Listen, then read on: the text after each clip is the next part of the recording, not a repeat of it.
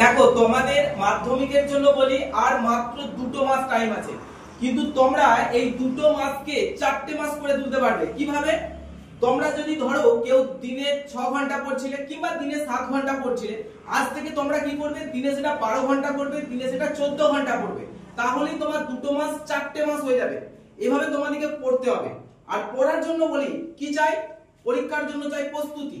এই প্রস্তুতিটা কি প্রস্তুতি? বইয়ের পড়া মুখস্থ প্রস্তুতি না, ওটা তো থাকবেই, তার সাথে চাই মানসিক প্রস্তুতি। আমরা যে পড়াটা বারবার পড়ছি, 100 বার পড়ছি, মুখস্থ হচ্ছে না, কারণ আমাদের মন অন্য জায়গায় আছে, পড়ার মধ্যে নেই। আবার দেখবে একটা বার পড়ে সেই পড়াটা মুখস্থ হয়ে যাচ্ছে, কেন না তার মধ্যে ভয় টেনশন সব আছে। তোমাদেরকে মনে করতে হবে, কি মনে করতে হবে, যে আমরা যেটা পড়বো মনোযোগ দিয়ে পড়বো। একটা সাপোজ একটা কথা বলি, ধরো আমি এখানে পড়াচ্ছি তোমাদের সামনে, হঠাৎ করে কোনো একটা বিচ্ছু ছেলে এলো, একটা ঢিল দিয়ে আমার গা দিয়ে ছুঁড়ে দিল এবং আমার লাগলো। তোমরা আজ কেন 50 বছর পরে তোমরা কিন্তু আমার নাম শুনলে বলবে হ্যাঁ সেই যে স্যারকে একটা ছেলে ঢিল মেরে চলে গিয়েছিল। বারবার হয়েছে ঢিল মারাটা?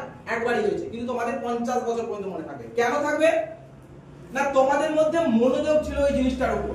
তাই তোমরা যখন পড়বে তখন সেই পড়াটা মনোযোগ দিয়ে পড়বে। শুধুমাত্র চোখ দিয়ে দেখে পড়লে হবে না, চোখ দিয়ে মন দিয়ে তোমাদের দুটোকে দিয়ে পড়তে হবে। দেখবে পড়া অবশ্যই মুখস্থ হয়ে যাবে। তাই আজ থেকে তোমরা শুরু করে দাও। দিনে যারা 6 ঘন্টা পড়ছিলে তারা 12 ঘন্টা পড়ো, যারা 7 ঘন্টা পড়ছিলে তারা 14 ঘন্টা পড়ো। তাহলে তোমরা নিজের বুদ্ধির দ্বারা 2 মাসকে 4টে মাস করে তুলবে আর পরীক্ষায় ভালো রেজাল্ট করবে।